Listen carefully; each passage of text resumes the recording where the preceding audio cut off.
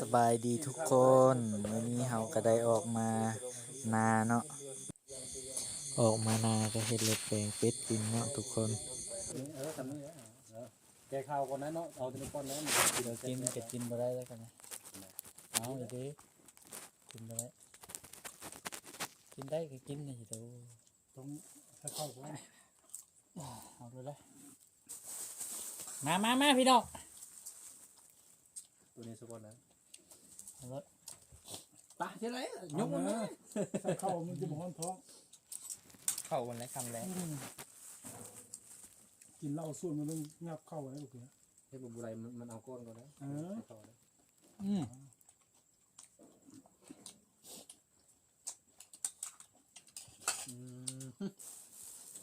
วันเกิดแล้วเดี๋ยวนี้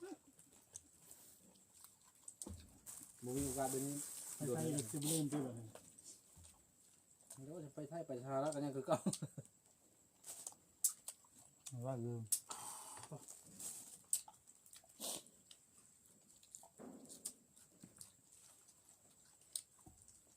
มันเล่นไหมฮะ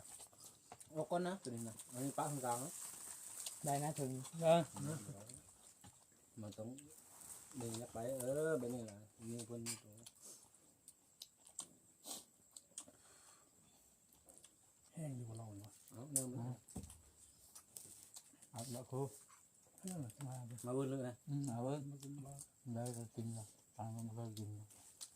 เอาเบิ้ลเลยมันได้กินก็ไม่เป็นไรใช้มือชีนมันยังอยู่ลุม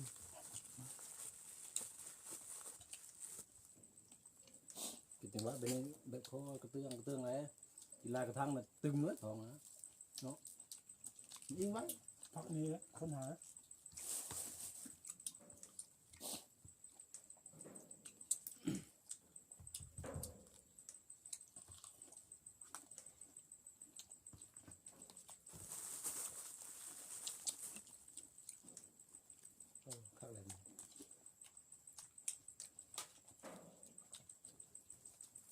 ไหนนะเป็นเพื่อนแล้วรอแล้วหน่อยอ๋อทำไมน้องทำด่าในการเสียของไว้เสียในเดียวอ่ะป้าอะไรเลย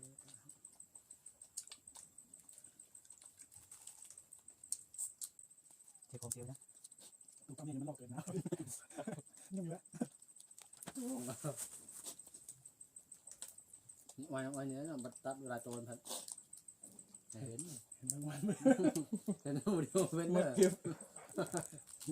เห็นของอ้าวไปไงแล้วก็ปานบัวไล่ทีเดียวอันเดียวมันน่าให้มากันไต่หุบไปน่าเนี่ยไต่หุบเดี๋ยวเราคนเดียวโตกับไต่เห็นไหมมันก็ไปว่าแล้วมาได้กันคนเดียว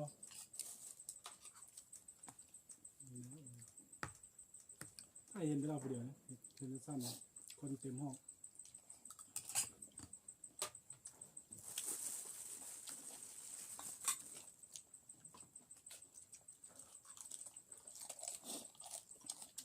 กินเลือดแปลงจะอิ่มเลยนะท้อง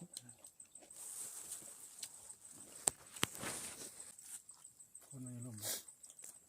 ข่าวอยู่ของมาพี่น้องมากินเลือดแปลงแล้วมันจานวันเนี่ยเลือดแปลงปิ้งเป็ดโอ้มาแซ่บลืมมันพูดแล้วเจ้าเอาเร็ว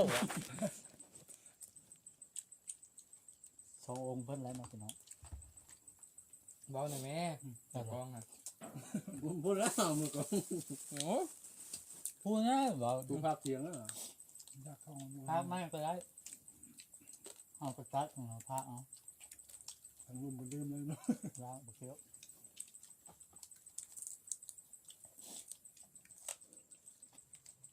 กินนอนเนาะมุดเองกินนอนวิ่งเนี่ยนะบังเอิญตัวไหนบุบไปทำไมจอมทำไม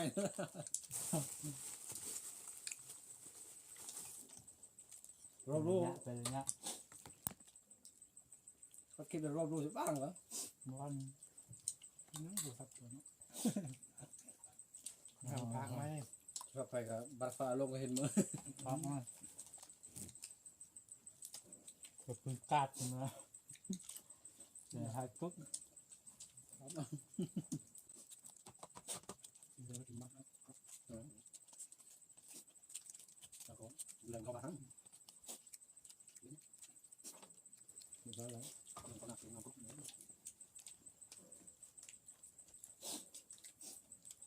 เบื่อก่อนกินข้าวเอาละแต่พักแต่พัก โอ้มันเผ็ดนะ มันมาเป็น จะไปบ่ ได้กับเขาไม่นอนคุณเป็นพ่อชาวเพิ่มเพื่อนครับเพื่อนแล้วเนาะ อาหารกองดีเลย อยู่ในคนไทยตักมา แซ่บเนาะ ถ้ามีคนไทยตั้งชื่อเฟซแบบมิเทศนะไม่ได้คนไทยเฟซกันตอนนั้นตั้ง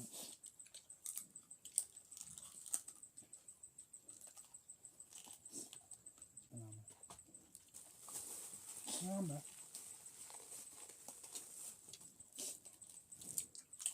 โดนเนื้อก็ไปเลยเนาะ เรียกปูมือพร้อม เขาจะพออิ่มนะกินเนื้อเนี่ยเนื้อ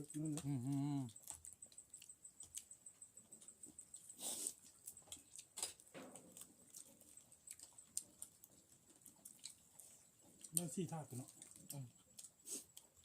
เนี่ย เนื้อเนี่ย งาเขาไม่เป็นน้ ถูกต้อง บางๆนี่มันกล้ามเลยกันมันตึกเนาะ มันเป็นน้ำเนาะ มันหนาเลย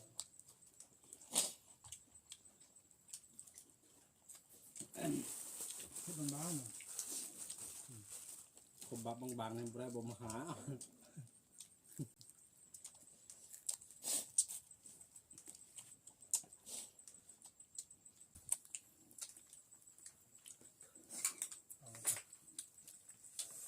เจ้าหน้าที่อยากกินเนาะ มาจับ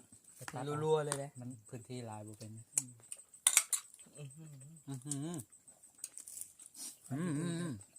เราขาวเลยพี่น้องมีเราขาวไว้เนาะตอนนี้ก็พร้อมเย็นแล้ว เจ๋งเลยหน่อย ยองแล้วเนาะ ยิบเบาเนาะ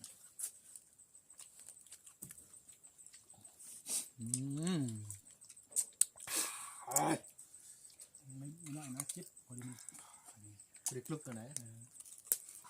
คนหนึ่งไปจิบคนหนึ่งไปกินเนาะ ลึกแล้วนี่โซ่สามลึกเลย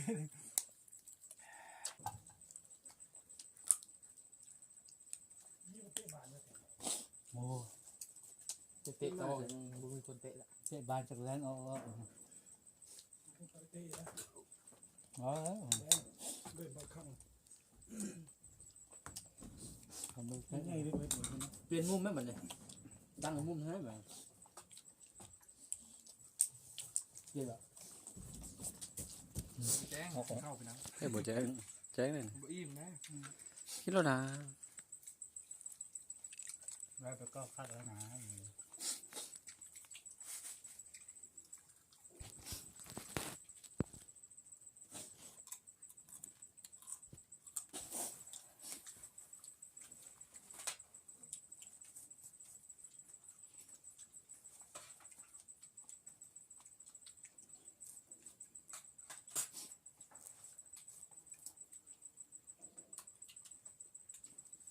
เงินเป็นเฮ็ดหนึ่งจะเอาสูตรมาใช้ ได้เห็ด ทานเลยสูตรครับโอ้เป็นน้ำว่างนะ เป็นน้ หนึ่งเป็นกินท้องน้ำซะอีกให้เด็กบ้านมีแต่น้ำครับแล้วเนี่ยลูกพี่นี่ค่ะน้ำแท้เลยนะเกลือสมัครลองนี่ บอกว่าจะเล่นลูกโดด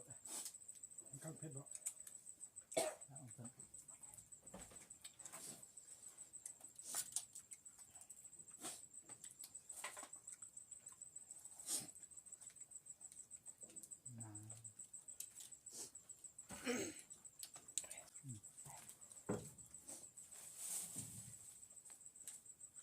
นิ้วแกจิตบริจิตเป็ดนะนางเขาพูดอยืนเนาะเท่าเฮ็ดแล้วก็อีกกระเด็น ดีแล้วกันเนาะทำด้วยเสียงอะไรใจเลยมันมาประคบใจเขาเสยอยู่ ต้องไง เสาใจเด้อว่ะ มุกิดเด้ เงา เป็นว่านะตั้งตัวแก่เลยอารมณ์เนี่ยให้พ่อ เสาคือเดี๋ยวนี้ขี่รถยังไม่ขึ้นมาอย่างสยามเที่ยวมาผ่าน นอน สูง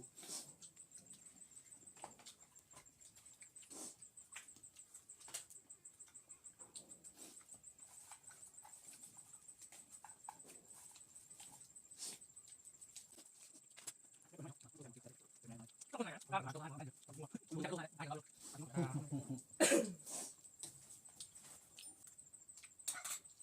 องคือขึ้นเงินเวลาเฮ้ยเป็นห้องว่าไปสาว จะกินอย่างเงี้ยเป็นคน นี้สารพัดเลย ผูกมากว่าจะกินไปครั้ง พี่ร่มไปตอนนี้อยู่เอาเขาไปบุญมันนาดีไปไปกินเบียร์เป็นยุกจอกเบียร์ใช่อยู่ลง บุแจ้งนะ กินข้าวไปนะ เอ้ยบ่แจ้งแจ้งเลย บุอิ่มนะ คิดแล้วนะ